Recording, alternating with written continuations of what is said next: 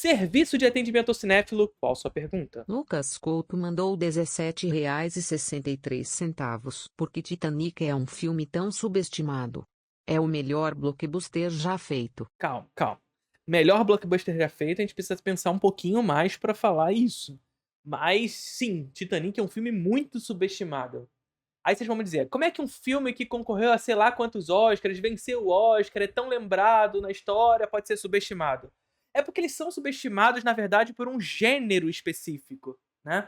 Primeiro, porque é um filme melodramático. Eu tô vendo aqui que tu conhece a Introdução ao Cinema, mas ainda não faz parte do curso de cinema contínuo mais charmoso do Brasil. 2 aulas novas todos os meses sobre os mais diversos assuntos relacionados à produção cinematográfica, incluindo os gêneros do cinema. Lá tem aula sobre o que é terror, o que é o medo, aulas sobre giallo, slasher, final girl, melodrama e vem muito mais aulas sobre gêneros cinematográficos por aí. O que tá esperando? Isso sem contar com aulas sobre diretores do cinema, sobre filosofia e política relacionada à produção cinematográfica, história do cinema, linguagem, teoria, tem tudo nesse curso e vai vir mais porque são 2 aulas novas todos os meses. Tá esperando o quê? Vai na descrição desse vídeo e faça parte do curso de cinema contínuo mais charmoso do Brasil. E aí, historicamente, o melodrama ele é jogado sob a égide de um dito gênero feminino.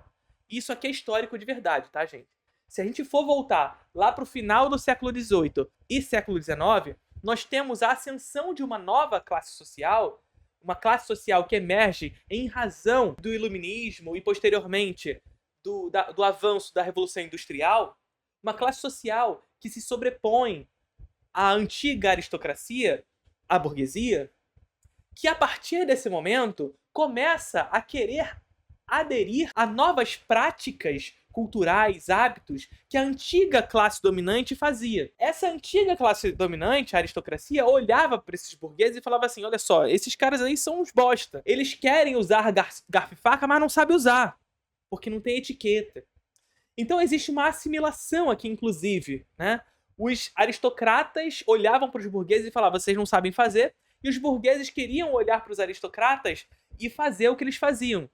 Existe uma assimilação nisso aqui, onde o burguês empobrece, aqui muitas aspas, as práticas aristocráticas, e os aristocratas são subjugados a essa nova classe que surge. Agora, a partir dessas práticas, novas questões surgem. Porque essa nova classe social que emerge, a burguesia, começa a querer ter essas práticas da antiga classe dominante, só que essa nova classe não sabe ler em língua oficial, em língua divina. Não sabe ler em grego, em latim. E, portanto, nesse contexto histórico de avanço das escolas, de avanço do romantismo, da imprensa, começa a se espalhar a leitura em vernacular. E a essas famílias, a leitura em língua falada. Entende? Só que qual é a grande questão? A partir desse momento, começam a surgir jovens, mulheres, com tempo livre, disposto a elas, que agora são alfabetizadas e que antes não eram, e que, portanto, passam a adquirir um hábito de leitura. E a elas são oferecidos um gênero muito específico, o romance. Geralmente romances melodramáticos. Esses livros e esse gênero específico eram destinados a mulheres nesse primeiro momento. E isso perpassa na história, até hoje. O melodrama é um gênero considerado feminino. E por ser um gênero considerado feminino, é um gênero considerado de menos valor. Veja só, eu não estou falando que eu acho isso, tá, gente? Eu estou falando que, historicamente, essa construção em torno do melodrama vai na direção de desvalorizar o gênero em razão de ser um gênero feminino. Por quê? Porque nós sabemos que, sob uma perspectiva de classe, quem determina aquilo que é verdadeira arte é a classe dominante. E nessa concepção de classe dominante, a gente também deve percebê-la sob uma perspectiva de gênero, onde, desde sempre, o gênero feminino foi subjugado ao masculino. Então, aquilo que era considerado e que é considerado verdadeira arte não estava no escopo daqueles filmes, daqueles livros feitos sob um olhar feminino. Ou melhor, para um olhar feminino. Que é diferente de sob um olhar feminino. Para um olhar feminino. Então, historicamente, esse gênero, que sempre foi colocado como feminino, foi subjugado como algo menor.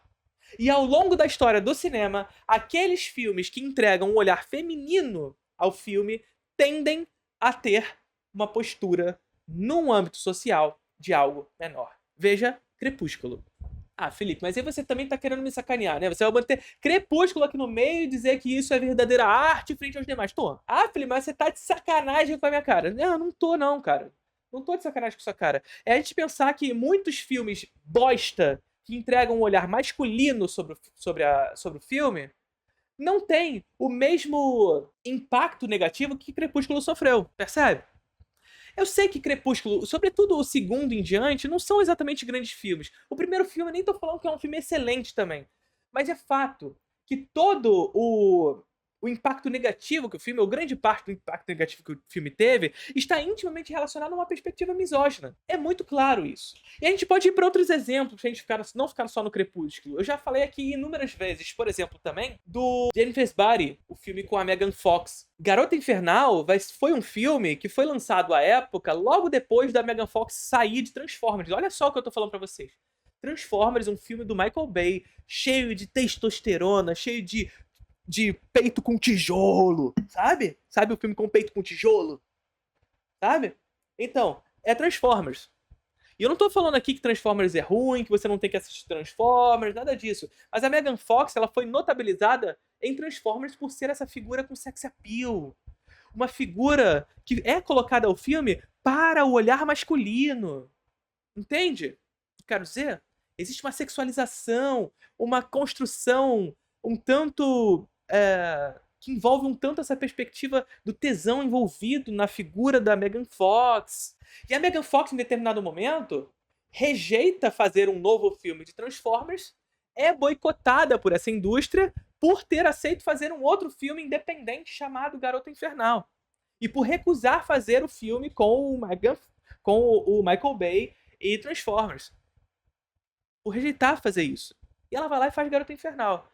E o filme é bomba. Por quê? Porque a galera espera da Megan Fox continuar sendo aquela figura com sex appeal, disposta ao olhar masculino, etc, etc, etc.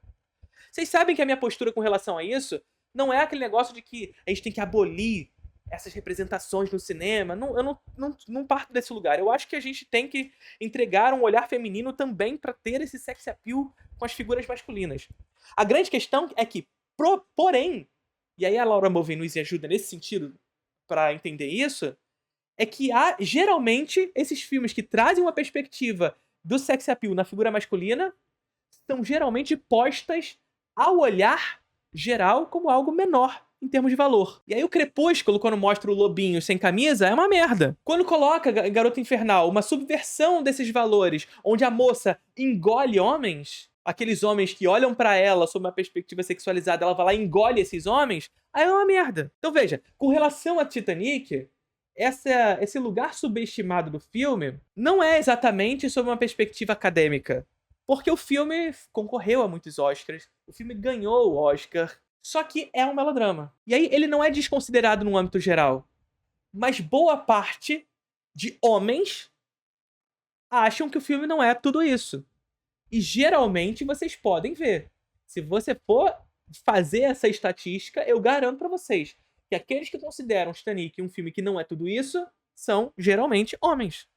Por quê? Porque o melodrama, historicamente, foi submetido a uma ordem de classe onde um grupo dominante impõe a outro grupo o que é verdadeira arte. Porque o homem não consegue ver ao seu semelhante como uma figura exibicionista. Tem aula sobre melodrama no Introdução ao Cinema, melodrama que atinge essas emoções mais profundas. O choro, por exemplo, que é considerado uma emoção de mulheres, historicamente, nos relegando a esse sentimento, inclusive, enquanto homens. O gênero melodrama é um gênero direto, frontal, e que, segundo a Linda Williams, nos atinge profundamente nas nossas emoções justamente por essa frontalidade.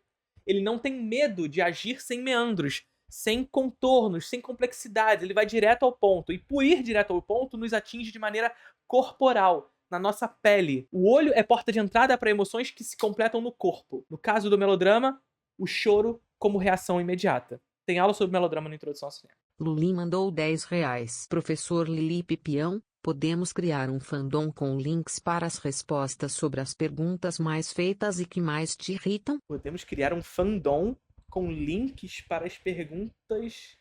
links para as respostas sobre as perguntas mais feitas e que mais te irritam. Eu não sei se eu entendi, mas pode. Alderico Pobre mandou R$ 6. Professor, qual é pra ti a melhor representação do Holocausto no cinema, e por quê? Flamengo Maior do Rio. Vasco, eu não aguento mais responder sobre o Holocausto, gente. Tem uns 5 ou 6 vídeos aqui no canal sobre isso e tem aula em introdução ao cinema também, cara. Eu não sei mais o que responder pra vocês. Que assim, fica parecendo que eu tô falando sempre a mesma coisa quando eu falo sobre isso. Então assim, eu não vou explicar de novo, tá? Mas melhor filme de representação do Holocausto? Aí isso, de novo, depende muito da historicidade. E aí eu vou acabar tendo que falar um pouco. Mas o grande questão do debate sobre o Holocausto é a presença e não presença da câmera. Não é sobre se pode ou não fazer. Até porque isso não cabe. Tá ligado? O diretor tem que representar o que o mundo lhe apresenta. Então, houve Holocausto na história. E se houve Holocausto na história, é que se represente o Holocausto. É importante. Agora, é compreender que cada tema carrega consigo uma relevância específica. Uma relevância específica que faz com que esse diretor deva, ao realizar um filme, ter uma ética prévia sobre como fazê-lo, que está intimamente relacionado à história, ao momento onde esse evento aconteceu. E qual é a grande problemática do Holocausto? Para além do próprio Holocausto, é que a câmera não esteve presente. Não só que a câmera não esteve presente, mas que a câmera não esteve presente no momento em que ela existia. Isso é muito importante, porque vocês vão me dizer, na escravidão também não existia câmera, no século XVII, XVI, etc., também não existia câmera, e a gente representa, mas no Holocausto a câmera existia. E qual é a grande importância disso? Mais uma vez, é que no momento histórico onde a câmera existe e onde a câmera é a ferramenta de maior representação da realidade nesse contexto histórico e, portanto, aquela que entrega ao seu espectador o fato, a notícia, a informação, no momento onde se não há imagem, não há verdade, se não houve essa câmera, se essa câmera não mostrou, o que fazer? Porque se ela não mostrou, não há imagem. Se não há imagem, não há verdade. Entende o que eu quero dizer? É claro que o Holocausto existiu, gente. O que eu tô falando, assim, numa questão de percepção geral. Aí o que o cinema vem pra fazer? Pra corrigir esse problema. Essas narrativas não podem morrer. Vocês entendem isso? Essas narrativas não podem morrer. E o cinema adquire, portanto, nesse contexto histórico, a importância de fazer com que essas narrativas não morram. Agora, como fazê-las? Para que elas não se tornem algo palpável. Algo que, de fato, era ruim, horrível. Aquelas pessoas horrorosas que fizeram tudo aquilo. Mas eu consigo. É espetacularizado. Se encontra beleza nesses lugares. Entende? Aqui tá a problemática. Falando isso tudo, e eu recomendo que vocês assistam de maneira mais profunda no Introdução ao Cinema Aula, e em outros vídeos aqui do canal também, que tem pra membros e tem pra geral também, vários vídeos disso. Noite Neblina, do Alain Resnais. E aí cada um desses filmes que eu vou citar carrega uma historicidade específica. O Noite Neblina é um filme da década de 50, e portanto, alguns anos depois do Holocausto. E portanto, no cerne da questão de como fazê-lo. Nesse momento ali da década de 50, é o momento que começa a se discutir de maneira mais assertiva o que fazer com esse evento. Como discutir esse evento de maneira ética no cinema. E o Alain Resnais lança esse filme nessa época, Noite Neblina, que é um filme que ele vai entrar com a câmera dentro de um campo de concentração, mas o campo de concentração em ruínas. Os fantasmas daquilo que está acontecendo. E a câmera faz um ghostwriting dentro dos campos de concentração e vai adquirindo esse espírito daquele lugar. Entende? O Shoah, que é um filme de 9 horas, mas é um filme feito por relatos. Por exemplo, o Filho de Saul, que é um filme mais recente, de 2014, se eu não me engano. Um baita filme também. O Sangue das Bestas, do Georges Franju. Enfim, são alguns exemplos.